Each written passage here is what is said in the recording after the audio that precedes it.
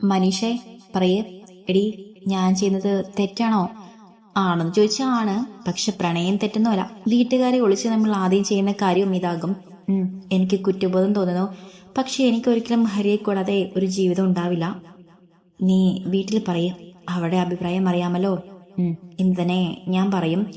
ഓക്കെടി, നാളെ കാണാം. Bye bye. Manisha പോയി. ഇനിയും കുറച്ചു ദൂരം കൂടിയുണ്ട് എന്റെ സ്റ്റോപ്പ് എത്താൻ. ഹരിയെക്കുറിച്ച് കൂടുതൽ അറിയണം. രാഹുൽ ഏട്ടനെ വിളിച്ച് ചോദിക്കണം.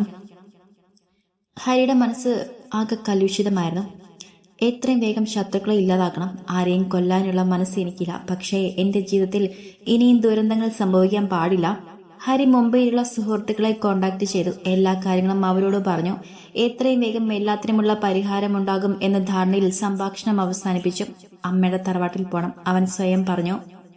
ഈ സമയം ദക്ഷിണ രാഹുലിനെ ഫോണിൽ ട്രൈ ചെയ്യുകയായിരുന്നു. 2 തവണ വിളിച്ചിട്ടും അവൻ എടുത്തില്ല. തിരക്കിലാകും. അവൾ ഫോൺ മാറ്റിവെച്ചിട്ട് പഠിക്കാനിരുന്നു. അപ്പോൾ ഹരിയുടെ മെസ്സേജ് വന്നു. ഒരാഴ്ച ബിസിയായിരിക്കും, വിളിക്കാനും കാണാനും കഴിയില്ല. അതായിരുന്നു ആ മെസ്സേജിലുണ്ടായിരുന്നത്. അവൾക്ക് വല്ലാത്ത സങ്കടം തോന്നി. ദിച്ചു, ഇങ്ങോട്ട് വരൂ. ആവന്തിയും ഫാമിലിയും വന്നിരിക്കുന്നു. അമ്മയാണ് ആവന്തിക, അമ്മയുടെ ബെസ്റ്റ് ഫ്രണ്ട്സ്. സിംഗപ്പൂരിൽ സെറ്റിൽഡ് ആണ് അവർ. ഇപ്പൊ വിസിറ്റ് എന്തിനാണാവോ? വരുമെന്ന് പറഞ്ഞിട്ടില്ലല്ലോ. അവൾ താഴേക്കിറങ്ങി. ആവന്തിക ആന്റിയും മോളും മംഗളും സെറ്റിലിരിപ്പുണ്ട്. അവർക്കൊരു മോൻ കൂടിയുണ്ട്, വന്നിട്ടില്ലായിരിക്കും. ആ, മോള് വലിയ പെണ്ണായല്ലോ. ഇങ്ങി വന്നേ. ഓർമ്മയുണ്ടോ ഞങ്ങളെ? അറിയാം ആന്റി. ഞാൻ അവരെ നോക്കി പുഞ്ചിരിച്ചു. ശ്രാവന്തി ഇപ്പോൾ എന്ത് ചെയ്യുന്നു? ഞാൻ മെഡിസിന് സെക്കൻഡ് ഇയർ ആണ്. താനോ? ഞാൻ BSc മാത്സ് സെക്കൻഡ് ഇയർ. മോളെ ചായ എടുക്ക്, ചാച്ചൻ എന്നോട് പറഞ്ഞു. ഞാൻ പോയി 5 ഗ്ലാസ് ചായയുമായി വന്നു. അവർക്ക് 3 പേർക്കും ചാച്ചനും അമ്മയ്ക്കും ചായ കൊടുത്തു. മോളെ ഒരു ചായ കൂടി വേണം. ഞങ്ങളുടെ മകൻ ശ്രാവൺ പുറത്തു നിൽപ്പുണ്ട്. അപ്പോഴാണ് വെളുത്തു സുമുഖനായ ഒരു ചെറുപ്പക്കാരനകത്തേക്ക് കയറി വന്നത്. നീളൻ മൊടിയും 6 അടിയോളം ഉയരവും ഉണ്ടായിരുന്നു അവന്.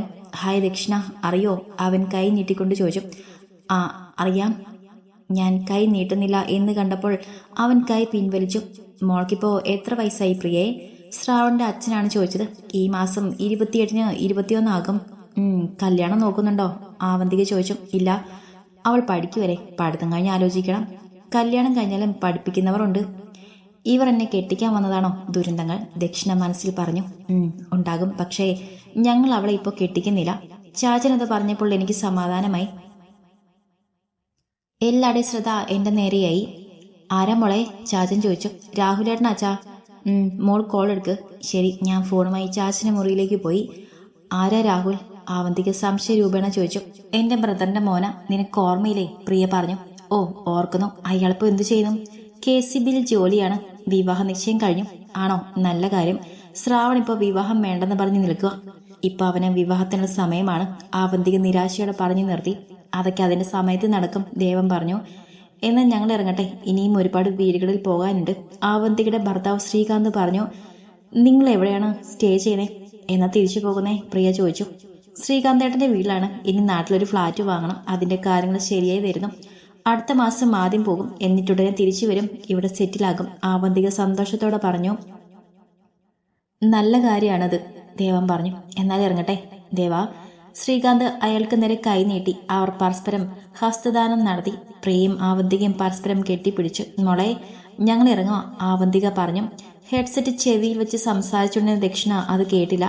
ഞങ്ങൾ ദച്ചിനോട് യാത്ര പറഞ്ഞിട്ട് വരാമെന്നും പറഞ്ഞുകൊണ്ട് ശ്രാവണിനെയും വിളിച്ചുകൊണ്ട് ദക്ഷിണയിരുന്ന മുറിയിലേക്ക് കയറി. ദച്ചു, ഞങ്ങൾ ഇറങ്ങുക, ശ്രാവന്തി അവളുടെ കയ്യിൽ പിടിച്ചുകൊണ്ട് പറഞ്ഞു. എന്നാ പോകുന്നേ? Next month. Okay bye. അവൾ അതും പറഞ്ഞ് പുറത്തേക്ക് പോയി. ശ്രാവൺ എൻ്റെ അടുത്തേക്ക് വന്നു. ദക്ഷിണ, യു ആർ സോ ബ്യൂട്ടിഫുൾ. എൻ്റെ ശരീരത്തിലേക്ക് നോക്കിക്കൊണ്ട് അവൻ പറഞ്ഞു. അപ്പോഴാണ് എൻ്റെ ദേഹത്ത് ഷാളിൽ നിന്ന് കാര്യം ഓർത്തത്. കട്ടിൽ കിടന്ന ഷാൾ എടുത്തിട്ടുകൊണ്ട് ഞാൻ താങ്ക്സ് പറഞ്ഞു. വൃത്തികെട്ടവൻ. അമ്മയുടെ ബ്രദറിന്റെ മോനായിപ്പോയി. ഇല്ലില്ല, കണ്ണ് ഞാൻ കുത്തിപ്പൊട്ടിക്കുമായിരുന്നു. കാണാം, ബൈ, അവൻ പറഞ്ഞു. ബൈ. അവൻ നടന്നകന്നു. നിങ്ങളോട് 2 പേരോടും എനിക്കൊരു കാര്യം പറയാനുണ്ട്. രാത്രി ഭക്ഷണം കഴിക്കുന്നിടയിൽ ദക്ഷിണ പറഞ്ഞു. എന്താണാവോ? പറഞ്ഞാലും ചാച്ചനാണ്. കളിയാക്കണ്ട, ഞാൻ സീരിയസാ. ഓ ആയിക്കോട്ടെ, മോള് പറ, അമ്മ പറഞ്ഞു. എനിക്കൊരാളെ ഇഷ്ടമാണ്. അയാൾക്ക് എന്നെയും. എനിക്കൊരു വിവാഹമുണ്ടെങ്കിൽ അത് അയാളോടൊപ്പം മതി. ഞാൻ ഒറ്റ ശ്വാസത്തിൽ പറഞ്ഞു നിർത്തി. അച്ഛനും അമ്മയും പരസ്പരം നോക്കിയ ശേഷം പൊട്ടിച്ചിരിച്ചു. ഞാൻ തമാശ പറഞ്ഞതല്ല. Okay okay. ആരാള്? എവിടെയുള്ളതാ? പേര് ഹരിസൺ. മുംബൈയിലായിരുന്നു, ഇപ്പൊ നാട്ടിലുണ്ട്. CBI ഓഫീസറാണ്. പിന്നെ ആൾക്കാരുമില്ല. അച്ഛനും അമ്മയും ഒരു അപകടത്തിൽ മരിച്ചുപോയി. അവന്റെ പേരെന്താ? ദേവൻ ആകാംക്ഷയോടെ ചോദിച്ചു. പ്രിയയുടെ മുഖം വിവരണമായി. ഡേവിഡ് ഫ്രാൻസിസ്, അമ്മ പാർവതി. ദേവൻ ഒരു ഞെട്ടലോടെ എഴുന്നേറ്റു. പ്രിയ തറഞ്ഞിരുന്നു. അവന് നിനക്ക് എങ്ങനെയാ പരിചയം? ഞെട്ടൽ മറിച്ചുകൊണ്ട് അയാൾ ചോദിച്ചു. അത് ഞാൻ പണ്ട് ചാച്ചനെ തറവാട്ടിൽ പോയപ്പോൾ ഒരിക്കൽ സ്വപ്നം കണ്ടിട്ടുണ്ട്. പിന്നെ ഒരാഴ്ച മുൻപ് നേരിട്ട് കണ്ടു. രാഹുലേട്ടന്റെ ഫ്രണ്ടാണ് ചാച്ച. അവൾ സന്തോഷത്തോടെ പറഞ്ഞു. നമുക്ക് ആലോചിക്കാം, അയാൾ പറഞ്ഞു. ദക്ഷിണ സന്തോഷവതിയായി. അവൾ അച്ഛനമ്മമാർക്ക് ഉമ്മ കൊടുത്തുകൊണ്ട് അവളുടെ സന്തോഷം പ്രകടിപ്പിച്ചു. ഈ വാർത്ത രാഹുലിനെയും മനീഷയെയും അറിയിക്കാനായി അവൾ മുറിയിലേക്ക് പോയി. പ്രിയെ, അവൻ വന്നു അവളെ കൊണ്ടുപോകാൻ. നമ്മളത് പ്രതീക്ഷയല്ലേ ദേവേട്ടാ? അതെ.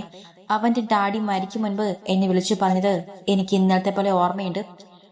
അവന്റെ ജീവനാണ് ദക്ഷിണ. എത്ര കാലം കഴിഞ്ഞാലും അവൻ അവളെ തേടി വരും. ഞാൻ റൂമിൽ കയറി ഫോൺ എടുത്ത് ആദ്യം ആരെ വിളിക്കണം? രാഹുലേട്ടനെ വിളിക്കാം. ഹരി രാഹുലേട്ടനെ വിളിക്കാതെ ഇരിക്കില്ല. അപ്പോ രാഹുലേട്ടൻ പറഞ്ഞത് അറിയട്ടെ. ഞാൻ രാഹുലേട്ടനെ നമ്പർ ഡയൽ ചെയ്തു. ഹലോ പറയും ഉറപ്പണേ.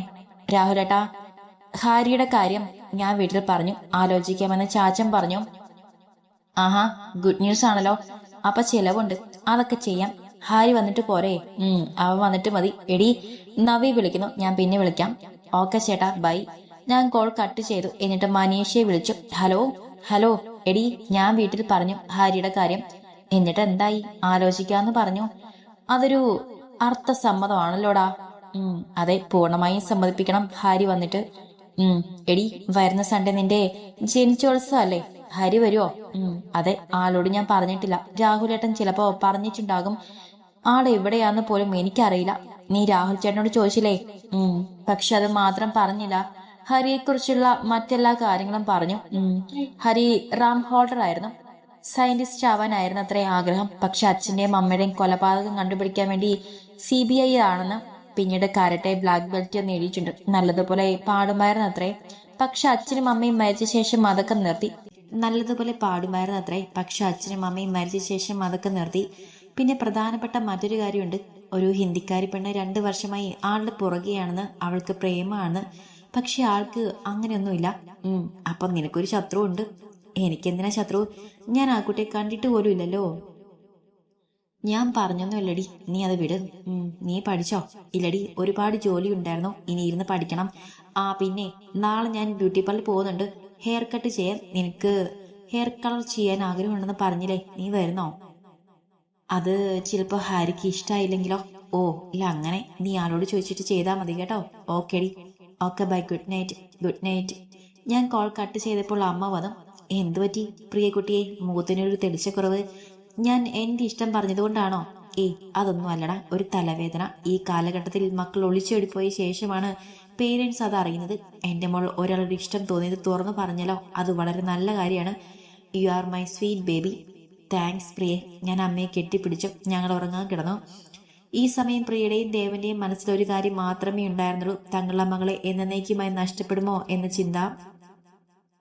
ഒരാഴ്ച വേഗം കടന്നുപോയി. ഇന്ന് ദക്ഷിണയുടെ 21ാം ജന്മദിനമാണ്. 5ാം വയസ്സിലാണ് അവൾ LKGയിൽ പഠിക്കാൻ പോയി തുടങ്ങിയത്. അതുകൊണ്ട് കൂടെ പഠിക്കുന്നവരെക്കാൾ 2 വയസ്സ് കൂടുതലുണ്ട് അവൾക്ക്. രാവിലെ കുളിച്ച് റെഡിയായി ചാച്ചന്റെയും അമ്മയുടെയും കൂടെ അമ്പലത്തിൽ പോയി.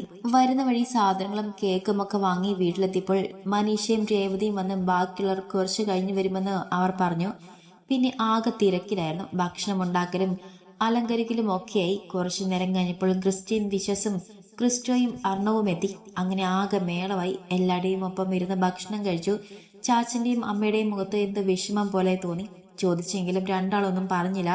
വൈകുന്നേരമായി. എല്ലാവരും ഉണ്ടെങ്കിലും ഹാരി ഒരു മെസ്സേജ് പോലും അയക്കാത്തത് കൊണ്ട് എനിക്ക് വല്ലാത്ത സങ്കടം തോന്നി. ഞാനത് മനീഷയോട് മാത്രം പറഞ്ഞു. വിഷമിക്കേണ്ട, ആള് തിരക്കിലാകുമെന്ന് അവൾ പറഞ്ഞു. ഞാൻ പോയി ഡ്രസ്സ് മാറ്റി. ഒരു ചുവന്ന അനാർക്കലി ചുരിദാറാണ് ഇട്ടത്. അമ്മ വാങ്ങി തന്നതായിരുന്നു അത്. രാഹുലേട്ടനും നവ്യയും വന്നു. അവിടെ പുറകെ പ്രതീക്ഷിക്കാത്ത 4 പേര് വന്നു. അവന്തിക ആന്റിയും കുടുംബവും. അപ്പോഴാണ് എന്റെ പിറന്നാൾ ദിനം അമ്മ അവരോട് പറഞ്ഞത് ഓർമ്മ വന്നത്. എല്ലാവർക്കും ചായ കൊടുത്ത് കേക്ക് മുറിക്കാൻ സമയമായി. ചാച്ചനും അമ്മയും ചേർന്ന് എന്റെ കയ്യിൽ പിടിച്ച് കേക്ക് കട്ട് ചെയ്യിപ്പിച്ചു. എന്റെ കൂതറ ചങ്കുകൾ എന്റെ മുഖം കേക്ക് കൊണ്ട് ഫേഷ്യൽ ചെയ്തു. ഓരോരുത്തരായി ഗിഫ്റ്റ് തന്നു. ഏറ്റവും ഒടുവിൽ ശ്രാവണാണ് തന്നത്. ഞാൻ താങ്ക്സ് പറഞ്ഞപ്പോൾ അവൻ എന്നെ നോക്കി കണ്ണിറക്കി. ദേഷ്യം ഞാൻ പുറമേ കാണിച്ചില്ല. 1/2 മണിക്കൂറിൽ എല്ലാവരും പോയി. നവ്യയെ ആക്കിയിട്ട് വരാമെന്നും പറഞ്ഞാണ് രാഹുലേട്ടൻ പോയത്. കണ്ണുകൾ കൊണ്ട് എന്നോട് എന്തോ പറഞ്ഞതുപോലെ തോന്നി. ഞാൻ ഗിഫ്റ്റുകൾ ഓരോന്നായി തുറന്നു നോക്കി. ഡ്രസ്സുകളായിരുന്നു കൂടുതലും. മനീഷ ഒരു ബാർബി ഡോൾ, രാഹുലേട്ടൻ ഒരു സ്വർണ്ണ വളയും, നവ്യ ഒരു ജോഡി കല്ല് വെച്ച ജിംകി കമലും, ചാച്ചൻ ഡയമണ്ടിന്റെ ഒരു നെക്ലേസും, അമ്മ ഫോസിൻ അനലോഗിന്റെ ഒരു വാച്ചും. ഇത്രയുമായിരുന്നു വ്യത്യസ്തമായിട്ടുണ്ടായിരുന്നത്. രാഹുലേട്ടൻ തിരിച്ചു വന്നു. ചാച്ചനെന്തോ പറയുന്നുണ്ട്. പിന്നെ എനിക്ക് അരികിലേക്ക് വന്നു. നീ എന്റെ കൂടെ വാ. എവിടേക്കാ? അറിഞ്ഞാലേ വരൂ. അങ്ങനെയല്ല, ഞാൻ വെറുതെ നിനക്ക് ഡ്രസ്സ് മാറ്റണമെങ്കിൽ മാറ്റിയിട്ട് വാ. ശരി. ഞാൻ വേഗം ഡ്രസ്സ് മാറി വന്നു. പോകാം മാമ, ഞങ്ങൾ പോയിട്ട് വരാം, രാഹുൽ പറഞ്ഞു. ചാച്ചനോടും അമ്മയുടെ യാത്ര പറഞ്ഞ് ഞാൻ ഇറങ്ങി. രാഹുലേട്ടന്റെ കാറിൽ കയറി. കാർ കുറച്ചു ദൂരം പോയി. രാഹുലേട്ടൻ ഒന്നും മിണ്ടിയില്ല. ഏട്ടാ, എന്താ മിണ്ടാത്തേ? ഒന്നുമില്ല. ഹാരി വിളിച്ചിരുന്നോ? ഇല്ല. അവൻ നിന്നെ വിളിച്ചില്ലേ? ഇല്ല. എനിക്ക് കരച്ചിൽ വരുന്നുണ്ടായിരുന്നു. നമ്മളിത് എവിടേക്കാ? അമ്മമ്മ വീട്ടിൽ പോകുന്ന വഴി ഇതല്ലല്ലോ. അതിനെ വീട്ടിലേക്കാണെന്ന് ഞാൻ പറഞ്ഞോ? ഇല്ല. പിന്നെ ഞാനൊന്നും മിണ്ടാതിരുന്നു. ഇടയ്ക്ക് രാഹുലേട്ടൻ ചിരിക്കുന്ന പോലെ തോന്നി. ചാച്ചനോട് എവിടെ പോകുവാന്നാ പറഞ്ഞേ? ഞാൻ പിന്നെയും ചോദിച്ചു. വീട്ടിൽ. എന്തിനാ കള്ളം പറഞ്ഞേ? ഒന്നും മിണ്ടാതിരിക്കോ? കുറെ നേരമായി. ഇനി നീ മിണ്ടൽ എടുത്ത് ഞാൻ റോഡിലിടും, പറഞ്ഞേക്കാം. ഞാൻ വായും പൊത്തിയിരുന്നു. കാർ ടൗണിലെത്തി. 5 മിനിറ്റിൽ വലിയൊരു ബിൽഡിങ്ങിന്റെ പാർക്കിങ്ങിൽ നിന്ന് രാഹുലേട്ടൻ ഡോർ തുറന്നിറങ്ങി. ഒപ്പം ഞാനും. ഏട്ടൻ ലിഫ്റ്റിന് ലക്ഷ്യമാക്കി നടന്നു. പുറകെ ഞാനും നടന്നു. ലിഫ്റ്റിൽ കയറി. ഏട്ടനൊന്നും മിണ്ടുന്നില്ല. ലിഫ്റ്റിൽ നിന്നിറങ്ങി ഏട്ടനൊരു ഫ്ളാറ്റിന് നേർക്ക് നടന്നു. കൂടെ ഞാനും. ബെല്ലമർത്തി നിമിഷങ്ങൾക്കകം ഡോർ തുറക്കപ്പെട്ടു. വാതിൽ തുറന്ന് 60 വയസ്സ് പ്രായം തോന്നുന്ന ഒരു മനുഷ്യനായിരുന്നു. അയാൾ മലയാളിയായിരുന്നില്ല. രാഹുലേട്ടൻ അയാളുമായി എന്തൊക്കെയോ ഹിന്ദിയിൽ സംസാരിച്ചു. എഴുതാനും വായിക്കാനും അല്ലാതെ ഹിന്ദിയിൽ മറ്റ് പരിജ്ഞാനമോ ഇല്ലാത്തതുകൊണ്ട് ഞാൻ അയാളെ നോക്കി പുഞ്ചിരിച്ചു. അയാൾ ഞങ്ങളെ അകത്തേക്ക് ക്ഷണിച്ചു. രാജകീയമായ ഫർണിഷിംഗ് ആയിരുന്നു ആ ഫ്ളാറ്റിന്. അവിടെയുള്ള ഒരു സെറ്റിൽ ഞാനും രാഹുലേട്ടനും വരുന്നു. അയാൾ ഞങ്ങൾക്ക് ജ്യൂസ് കൊണ്ടുവന്നു. ഏട്ടൻ വാങ്ങിയിട്ട് എന്നോട് വാങ്ങിക്കുവാൻ കണ്ണുകൊണ്ട് കാണിച്ചു. ഞാൻ ജ്യൂസ് വാങ്ങി. അത് കുടിച്ച ശേഷം രാഹുലേട്ടൻ പുറത്തേക്ക് ഇറങ്ങി. ഒപ്പം അയാളും. ഞാൻ വേഗം രാഹുലേട്ടന്റെ കൂടെ ഇറങ്ങാനായി തുടങ്ങിയപ്പോൾ ഏട്ടൻ പറഞ്ഞു, നീ അവിടെ ഇരിക്കെ, ഞങ്ങളിപ്പോ വരാം എന്നും പറഞ്ഞ് അവർ പുറത്തുനിന്നും ലോക്ക് ചെയ്തു പോയി. എനിക്കാകെ പേടി തോന്നി. കുറച്ച് നിമിഷങ്ങൾ കഴിഞ്ഞപ്പോൾ വാതിൽ പുറത്തുനിന്ന് തുറക്കപ്പെട്ടു. കടന്നു വന്ന ആളെ കണ്ട് എനിക്ക് സന്തോഷവും സങ്കടവും ഒരുപോലെ വന്നു. ഹാരി. ഞാൻ എഴുന്നേറ്റു. ഹാരി എന്റെ നേർക്ക് വന്നു. Many more happy returns of the day my dear. Thank you. നന്ദി മാത്രമേ ഉള്ളൂ, ഹാരി ഒരു കള്ളച്ചിരിയോടെ പറഞ്ഞു. ഞാൻ ചിരിച്ചു. ഹാരി ഒരു ജുവൽ ബോക്സ് എനിക്ക് നേരെ നീട്ടി. ഞാനത് വാങ്ങി. തുറന്നു നോക്ക്. ഞാനത് ഓപ്പൺ ചെയ്തു. വെള്ളക്കല്ലിൽ തീർത്ത ഒരു ഡയമണ്ടിന്റെ മൂക്കുത്തിയായിരുന്നു അത്. ഇഷ്ടായോ? ഒത്തിരി. പക്ഷെ ഞാൻ മൂക്ക് കുത്തിയിട്ടില്ല.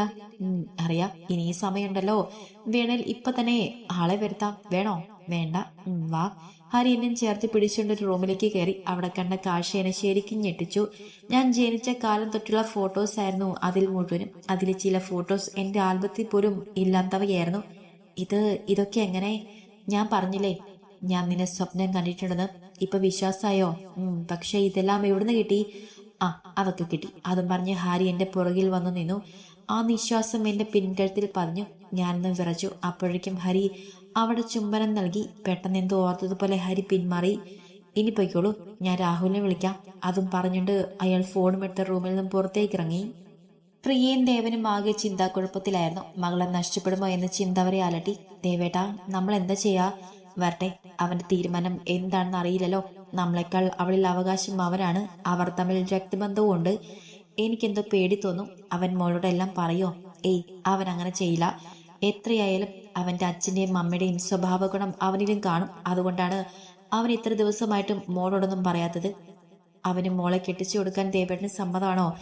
എനിക്കതിൽ വിരോധമില്ല. പക്ഷെ മോളെ അവൻ നമ്മളിൽ നിന്നും അകറ്റുമെന്നാണ് എന്റെ ഭയം. എനിക്കും അത് തന്നെയാണ് പേടി. പുറത്ത് രാഹുലിന്റെ കാർ വന്നു നിന്നു. അവർ വന്നു. പ്രിയ പറഞ്ഞു. ദക്ഷിണയുടെ മുഖം വിഷാദപൂർണമായിരുന്നു. അമ്മമ്മയെ കാണാൻ പോയിട്ട് സന്തോഷമൊന്നും കാണുന്നില്ലല്ലോ മുഖത്ത്. എന്തു പറ്റി ദാക്ഷായണിയെ? ദേവൻ ചോദിച്ചു. അവൾ മറുപടി ചിരിയിൽ ഒതുക്കി മുകളിലേക്ക് കയറി. രാഹുൽ, കേറി വാ മോനെ. രാഹുൽ അകത്തേക്ക് കയറി.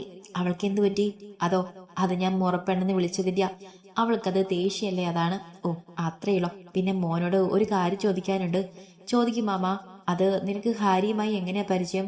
രാഹുൽ ഹരിയെ പരിചയപ്പെട്ടത് മുതലുള്ള കാര്യങ്ങൾ അവരോട് പങ്കുവച്ചു. കൂട്ടത്തിൽ ദക്ഷിണയുടെ ജന്മരഹസ്യവും. അത് പറഞ്ഞില്ലെങ്കിൽ ഒരു പക്ഷെ ഹാരിക്ക് അവളെ നഷ്ടപ്പെടുമെന്ന് അവന് തോന്നി. അവളുടെ മനസ്സിൽ എന്താണെന്ന് അറിയാൻ വേണ്ടി കൂടിയാണ് അവനത് പറഞ്ഞത്. മോനെ, ദക്ഷിണ അവനുമായി. വേണ്ട, ഒന്നും പറയണ്ട മാമ, എനിക്കെല്ലാം അറിയാം. ഹാരി പറഞ്ഞത് ദക്ഷിണയൊന്നും അറിയരുതെന്നാണ്. അവന് അവളെന്ന് വെച്ചാൽ ജീവനാണ്. അവൾക്ക് മുന്നിൽ മാത്രമാണ് അവൻ അലിവുള്ളവനാകുന്നത്. അവന് കുറച്ച് പ്രശ്നങ്ങളുണ്ട്. അത് കഴിഞ്ഞ് അവൻ വരും. പക്ഷേ നിങ്ങൾ അവനെ വേദനിപ്പിക്കരുത്. എനിക്കതേ പറയാനുള്ളൂ. ഞങ്ങൾ പേടിച്ചിരിക്കുകയായിരുന്നു. അവൻ മോളെ ഞങ്ങളിൽ നിന്ന് അകറ്റു എന്ന് കരുതി. ഇപ്പോഴാണ് സമാധാനമായത്. ഒന്നും ഓർത്ത് വിഷമിക്കണ്ട, എല്ലാം ശരിയാകും. അപ്പച്ചിയും മാമനും സന്തോഷമായിരിക്കെ. എന്നാ ഞാൻ ഇറങ്ങട്ടെ. അവളോട് പറഞ്ഞേക്ക് ചോറ് കഴിച്ചിട്ട് പോകാൻ മോനെ, പ്രിയ പറഞ്ഞു. സമയം ഒത്തിരിയായി അപ്പച്ചി, അമ്മ കാത്തിരിക്കുന്നുണ്ടാവും. ഞാൻ സമയം പോലെ പിന്നെ വരാം. ശരി മോനെ. അവൻ യാത്ര പറഞ്ഞിറങ്ങി. ദക്ഷിണ തിരിഞ്ഞും മറിഞ്ഞും കിടന്നു. അവളുടെ മനസ്സിൽ സങ്കടം നിറഞ്ഞു വന്നു. ഹാരിക്ക് പെട്ടെന്ന് എന്താണ് സംഭവിച്ചത്? ഇറങ്ങാൻ നേരം എന്നെ നോക്കിയത് പോലുമില്ല. എങ്കിലും എന്റെ ചിത്രങ്ങൾ ഹാരിക്ക് എങ്ങനെ കെട്ടി? തീരെ ചെറുതായിരുന്നപ്പോൾ ഉള്ളതുവരെയുണ്ട്. അതൊന്നും ഇവിടെ പോലുമില്ല. അവൾ ആകെ ചിന്താക്കുഴപ്പത്തിലായി. രാഹുലേട്ടനോട് ചോദിച്ചാൽ ഒരു പക്ഷെ അറിയാൻ കഴിയും. പക്ഷെ രാഹുലേട്ടന്റെ ഇന്നത്തെ പെരുമാറ്റം അവൾക്ക് വട്ടുപിടിക്കുന്നത് പോലെ തോന്നി. അവൾ ആ മൂക്കുത്തി കയ്യിലെടുത്തു. കുറെ നേരം അതിൽ നോക്കിയിരുന്നു. അപ്പോഴാണ് ഫോണിൽ മെസ്സേജ് ടോൺ കേട്ടത്. ഐ എം സോറി ദക്ഷിണ, I love you so much. അവൾ റിപ്ലൈ ചെയ്തില്ല. ഫോൺ ഓഫ് ആക്കി ആ മൂക്കുത്തി ഭദ്രമായി അലമാരയിൽ ഒളിപ്പിച്ചു. അവളൊരു ഗുഡ് നൈറ്റ് പോലും അയച്ചില്ലല്ലോ. ഒന്ന് വിളിച്ചു നോക്കാം. അവൻ അവളുടെ നമ്പർ ഡയൽ ചെയ്തു. ഫോൺ സ്വിച്ച് ഓഫ് ആണ്. എന്നോടുള്ള ദേഷ്യം കൊണ്ടാവും സ്വിച്ച് ഓഫ് ആക്കിയത്. ഞാനങ്ങനെ പെരുമാറാൻ പാടില്ലായിരുന്നു. പോകാനിറങ്ങുമ്പോൾ അവളിന്ന് നോക്കിയത് പോലുമില്ല. അവളടുത്തുള്ളപ്പോൾ എനിക്ക് എന്നെ നിയന്ത്രിക്കാൻ കഴിയാതെ വരുന്നു. അതുകൊണ്ടാണ് അങ്ങനെ പെരുമാറിയത്. വിവാഹത്തിന് മുൻപ് അവളെ സ്വന്തമാക്കാൻ ഞാൻ ആഗ്രഹിക്കുന്നില്ല. പക്ഷെ അവളുടെ സാമീപ്യം എന്റെ ചിന്തകളെ വഴിതെറ്റിക്കുന്നു. ഇനിയും ഒന്നും വൈകിപ്പിച്ചുകൂടാ. എത്രയും വേഗം പ്രോബ്ലംസ് എല്ലാം തീർക്കണം. എന്നിട്ട് എന്റെ പെണ്ണെ സ്വന്തമാക്കണം. അമ്മയുടെ തറവാട്ടിൽ നാളെ തന്നെ പോണം. മുത്തശ്ശിയോടെല്ലാം പറയണം. അവൻ അതും ഓർത്തുകൊണ്ട് ഉറങ്ങാൻ കിടന്നു. അവളുടെ ഗന്ധം ആ മുറിയിൽ തങ്ങി നിൽക്കുന്നത് പോലെ അവന് തോന്നി. അവന്റെ മുഖം ശോഭനമായി. അവൻ ഉറക്കത്തിലേക്ക് വഴുതി വീണു. അതിരാവിലെ തന്നെ അവൻ ഉണർന്നു. വേഗം റെഡിയായി പോകാൻ നേരം അവൻ സഹായിയായ ബീർബലിനോട് പറഞ്ഞു, അങ്കിൾ ചിലപ്പോൾ ഞാൻ തിരിച്ചു വരാൻ താമസിക്കും. എന്നെ കാത്തിരുന്ന് ഉറക്കം കളയരുത്. ഓക്കെ ബേട്ട, അയാൾ പറഞ്ഞു. അവൻ കാറിൽ കയറി പാഞ്ഞുപോയി. 3/4 മണിക്കൂർ ഡ്രൈവ് ഉണ്ടായിരുന്നു പാർവതിയുടെ തറവാട്ടിലേക്ക്. പടിപ്പുര വാതിൽ കൂടാതെ വാഹനങ്ങൾ കയറാനുള്ള വാതിലും ഉണ്ടായിരുന്നു. കാറിന്റെ ഹോൺ കേട്ടപ്പോൾ ഒരു പെൺകുട്ടി വന്ന് ഗേറ്റ് തുറന്നു. അവൻ കാറിലിരുന്ന് തന്നെ അവളെ നോക്കി. അതിസുന്ദരിയായ ഒരു നാടൻ പെണ്ണായിരുന്നു അവൾ. ധാവണിയായിരുന്നു അവളുടെ വേഷം. കുട്ടത്തം വിട്ടു മറത്ത മുഖം. 20 വയസ്സ് കാണും. തന്റെ അമ്മയുമായി നല്ല രൂപസാദൃശ്യമുണ്ട് അവൾക്ക്. അമ്മാവന്മാരിൽ ഒരാളുടെ മകളായിരിക്കും അവൾ. അവൻ ഡോർ തുറന്നിറങ്ങി. അവനെ നോക്കി ആ പെൺകുട്ടി സ്വപ്നത്തിൽ എന്ന പോലെ നിന്നു. മുത്തശ്ശി ഒന്ന് വിളിക്കോ? അവൻ അവളോട് ചോദിച്ചു. ആരാന്ന് പറയണം. പാർവതിയുടെ മകനാണെന്ന് പറയൂ. പാർവതി അപ്പച്ചിയുടെ മകൻ. അവൾ മനസ്സിൽ ഉരുവിട്ടു. അവളിൽ ഒരു പുഞ്ചിരി വിടാർന്നു. അവൾ അകത്തേക്കോടി. ഹാരി കാറിൽ ചാരി അവിടെ തന്നെ നിന്നു. അല്പസമയത്തിനകം അവൾ മുത്തശ്ശിയുമായി വന്നു. അമ്മയുടെ അതേ ചായയാണ് മുത്തശ്ശിക്ക്. പ്രായത്തിന്റെ അവശത ആ മുഖത്ത് പ്രകടമായിരുന്നു. മുത്തശ്ശി, ഞാൻ ഹാരി, എന്റെ പാറുക്കുട്ടിയുടെ മകൻ. ഇപ്പോഴെങ്കിലും എന്റെ കുട്ടി വന്നൂലോ. എന്റെ മോളെ അവസാനമായി ഒന്ന് കാണാൻ പോലും എനിക്ക് കഴിഞ്ഞില്ല. അവർ കണ്ണുനീർ പൊഴിച്ചു. ഞാൻ വന്നതൊരു കാര്യം മുത്തശ്ശിയോട് പറയാനാണ്. ആദ്യം മോൻ അകത്ത് കയറിയിരിക്കും, അവർ പറഞ്ഞു. വേണ്ട, എന്റെ അച്ഛനമ്മമാരെ കയറ്റാത്ത ഈ തറവാട്ടിൽ എനിക്ക് കയറണ്ട. മോനെ, മുത്തശ്ശിയോടും പിണക്കാണോ? എനിക്ക് ഇതിലൊന്നും ഒരു പങ്കുമില്ല കുഞ്ഞെ.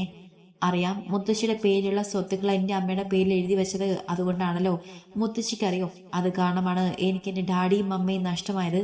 മോനെ, നീ എന്തീ പറയുന്നേ? അവിടെ മുഖം വിവരണമായി. ഒപ്പം ആ പെൺകുട്ടിയുടെയും. അതാ മുത്തശ്ശി, ആ സ്വത്തുക്കളെ സ്വന്തമാക്കാൻ വേണ്ടി അമ്മവന്മാരാണ് എന്റെ ഡാഡിയും അമ്മയും കൊലപ്പെടുത്തിയത്.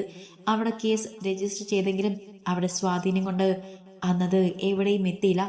അതുകൊണ്ടാണ് എന്റെ സ്വപ്നങ്ങൾ ഉപേക്ഷിച്ച് ഞാനൊരു CBI ഓഫീസറായത്. അങ്ങനെയാണ് എന്റെ മാതാപിതാക്കളുടെ കൊലപാതകികളെ ഞാൻ കണ്ടെത്തിയത്.